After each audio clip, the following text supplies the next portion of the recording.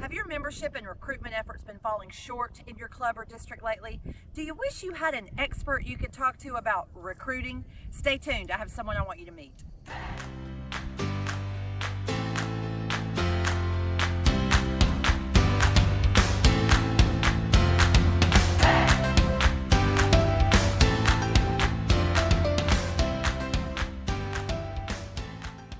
I spent many years as a sideline reporter for high school and college sports, and it's really no secret that I'm also a huge sports fan. But it was only recently that I made the correlation between Rotary and athletics.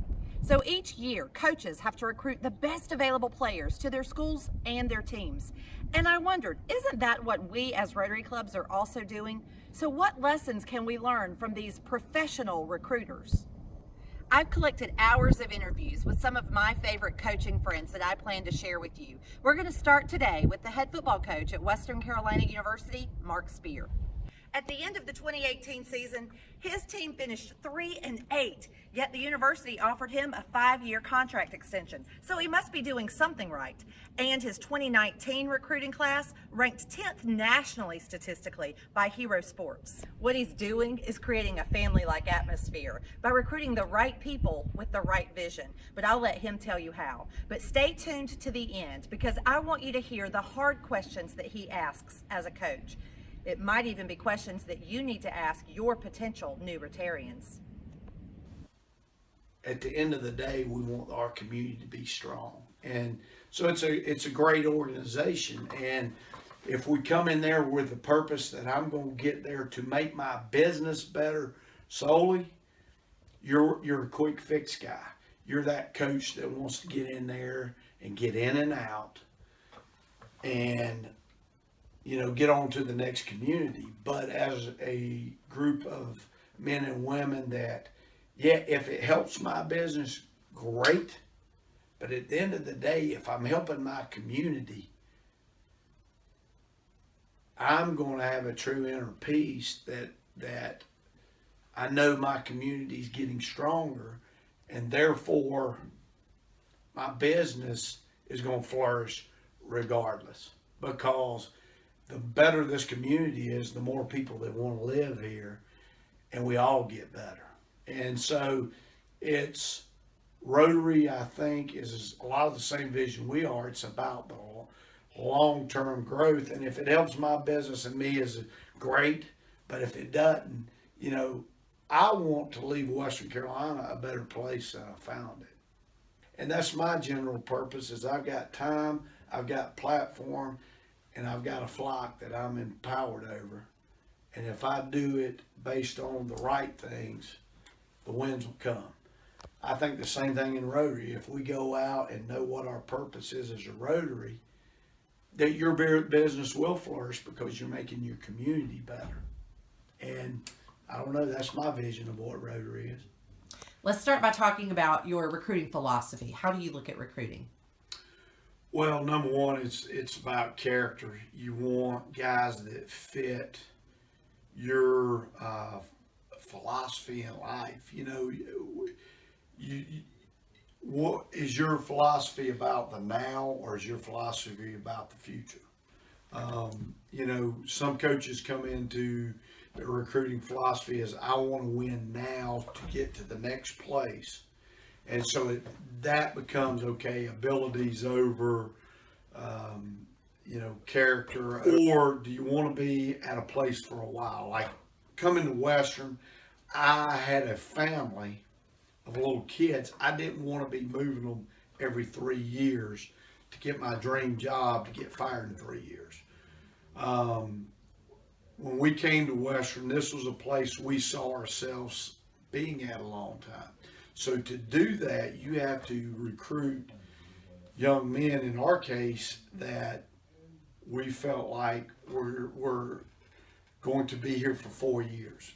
Come in, go to school here, be a part of this university. When I recruit them, I tell them, I don't want you just to come to Western to play football. I want you to come to Western to go to school. And I want you to bring the same mentality that you're going to bring on the football field to the classroom and to this community. Because it's hard to sustain a program for a long time if you're into the quick fix. To sustain a program, for me to be here 10, 15, 20 years, I have to bring guys in that are going to be here for 4 or 5 years. And then once they leave after 4 or 5 years with the diploma, they're really going to be here a lifetime because you're going to give back to this program. Your intent is go find people of like mind that want to be here, that believe in our mission. I tell them, first thing I do when I sit in here is we're in the mountains. It does occasionally snow, not as much as everybody who's recruiting against us tells us. No, there's not a bunch of log cabins, people in overalls and corncob pipes. But no, there's not a lot of malls, there's not a lot of nightclubs. Now, do I keep talking? That's what I tell prospects and their families, because I know what people negatively recruit us. It's a place stuck in the middle of the mountains.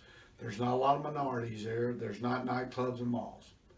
It's a boring place. What are you going to do there? So what I do is attack what I know our competitors are recruiting against us.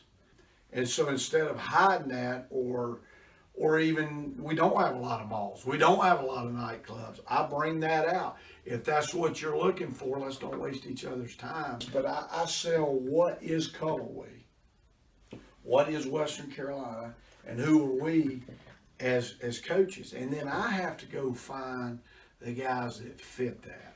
I know this is long-winded in your question, but number one, it's about going in and attracting the people you want in your, because we can't get them all. Who fits us? Number one, that's identifying them.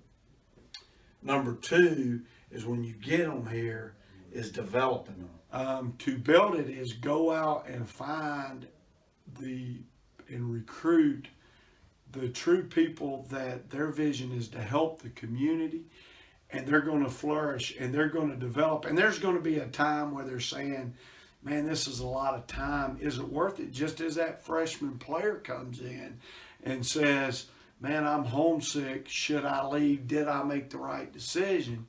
But if you have and recruit people of like mind and like vision, and you spend time not just saying, we're going to get our numbers up, because I'm sure as Rotarians, you do as we as football, we got to get people here, because we got to have this signing class that we show our alums. No, if we don't have all of them signed on signing day, that's okay. Let's keep searching and let's find the right ones. And when we find the right ones, then when you do bring those new members in, they see the family atmosphere. They see the energy. They see people of common purpose. And when that one's trying to own the fence, you bring them back because you know their heart's right for Rotary. And then that's when the retention problem kind of takes care of itself. The only thing the retention is unfortunately when those pass away or move. It's not because I'm bored with Rotary. The retention and development is a lot easier when the recruiting part is right. And you have to ask yourselves the true question. Are we recruiting, number one, as recruiters, just filling quotas or just getting numbers here and hoping if we get 20, 10 will stick? Or do you go out and find 10 that you know or feel like will stick? And that's an effort part for you. But then the more that you get good people, really the more you want to go recruit and the easier it is. And then the more people it hit, the 2 or 3 that are the recruiters, y'all are recruiting in your daily conversations. And also, that's when other people start to recruit you. They want to be in your club. You know, when we're winning football games, we have a whole lot more people calling us. So I think it's all just a big, it goes back to your philosophy. And then as you recruiting, don't shy away from, save yourself and them a lot of time. Why? My question is, I come in as the head coach. I try to find the true questions of why Western, and do I think they'll be successful here? do I think they can be successful? I think that's my biggest job as the head coach. Is our guys can go see on film, can they play? We can look at their transcript. Can they be successful here? I think my true question and my biggest job as a head coach in the recruiting is to ask the hard question. Because that quarterback coach, he knows he's a good player. But my question is, why Western? Are you just coming here to play football? Because you're not going to, if we're successful on the field, you'll stay. But when it gets hard, you'll leave. And do I think, can he really make it here? And I think that's why our graduation rate's gone up, and I think that's why our retention rate has gone up, is because I think I've asked the hard questions, and I've accepted the reality. I may have to turn away a good player because I don't think he'd be successful somewhere else, and then he goes off and is successful somewhere else. Well, he was going to be because he got the right fit. If he would come here, I just didn't see it as the right fit. And I think as Rotary Club members, sometimes we just want to fit and hope some stick.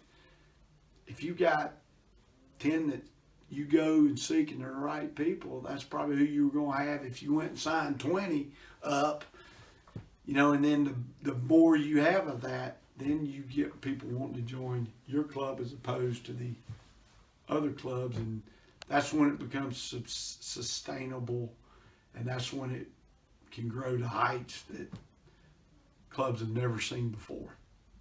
What did you think of Coach Speir's hard questions? Are you willing to try to apply this to your potential new members? And instead of inviting them just because they look good on paper, maybe we should be asking, do they share your club's vision?